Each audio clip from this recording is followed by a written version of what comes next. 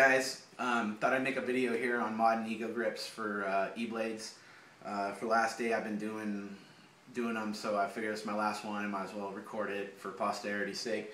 I know you guys all have different ways of doing this, so to each their own. I'm sure your way is probably just as good for you as mine is for me. What I have is an 05 ego grips here, and on the back side of the ego grips they are flat because they don't need to make room for a clappernoid. However, the hole pattern is correct for the e-blade. So in order to make them fit an e-blade that has a clappernoid on it, you're going to have to make room in that grip just like any of the other e-blade grips you look at here. These WGP grips here are kind of a good template to start with. What I actually do from the edge is I go a little bit further and I kind of taper my grind out just a little bit so I don't have to worry about getting it right up edge cut or something. I keep the structural integrity of it a little bit better. As you come in here and look at these grips, here I'll put them down right here so you can see them. Okay, what you have is you have a rubber gasket that goes around the plastic frame, and that's about, I don't know, so let's say 1/8 inch thick rubber gasket here. And what I did is, for my lines, I went 1 1/8 inches from the edge over and from the top down.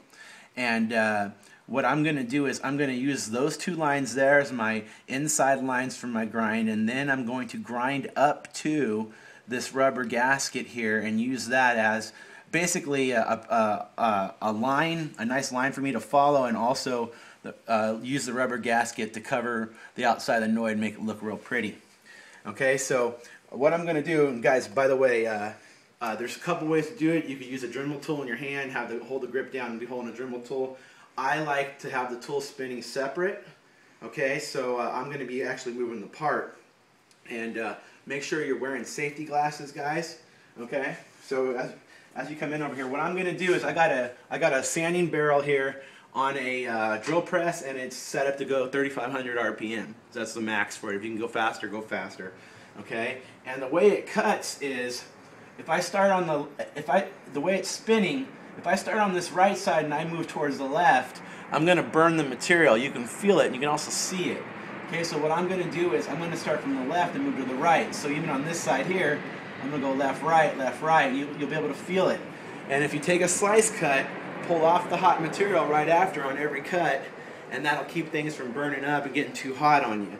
You do have to kind of take some breaks here and there and move into a different area to do it. So when I start off, I'm going to be cautious at the top of this barrel, and I'm going to try to line up my cut with the top of that grip right there so that I don't cut into the rubber.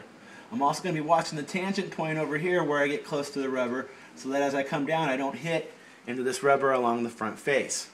My first cuts are going to be face just straight, and then after that I'm going to start contouring it in.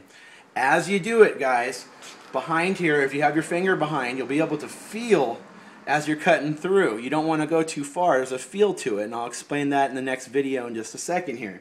So anyways, this is the first video, and I'll start the cut right here, and then I'll take you into putting it on the gun and checking it in the next video. So let's watch the cut for 1 second. Okay, again, I got the top of that barrel lined up with the top. I'm coming straight across towards the left, and then I'm watching, getting as close as I can to that rubber on that side there. I can actually take a heftier cut once it gets going. But you're basically establishing your parameter, and you won't, once you do it to set the first, you won't go too far on the other cuts. So you're basically setting a safety zone that you'll feel as you bump up against it. These first cuts are the critical ones. Then after that, you're going to start swarfing it in.